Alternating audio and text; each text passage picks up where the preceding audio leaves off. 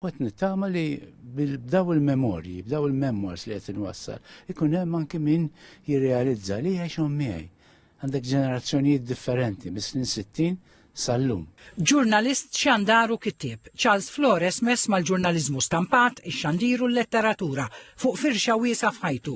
Qatt ma kien bot minn rasilajn u dan huwa wkoll it-titlu ta' ġabra ta' memorji li sawru l-karriera tiegħu. Anke f'dan il-ktieb li qed nitkellmu dwaru hemm nostalġija, ma dejjem qatt attent li nafas il-brejkijiet ma jkunx hemm nostalġija żejda. Għaliex jien irid niftaħ l-għajnejn, jien nsemmi s-snin 80 u problemi li kellna aħna bħala xandir, aħna bħala xandara, bħala ġurnalisti.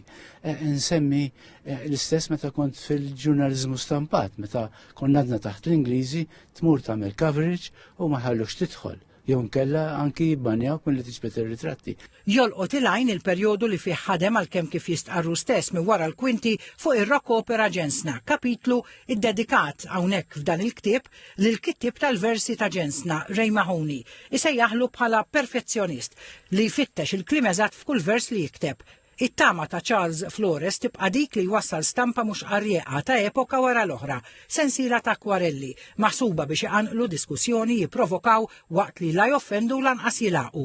Ħafna pubblikazzjonijiet bil-Malti bħalissa jinsabu fil-qofol tal-Festival Malti tal-Ktieb li jibqa' dej sal-ħadd fiċ-ċentru tal-Firji u Konvenzjonijiet l-MFCC f'Taqali, imtella mill-Kunsill Nazzjonali tal-Ktieb.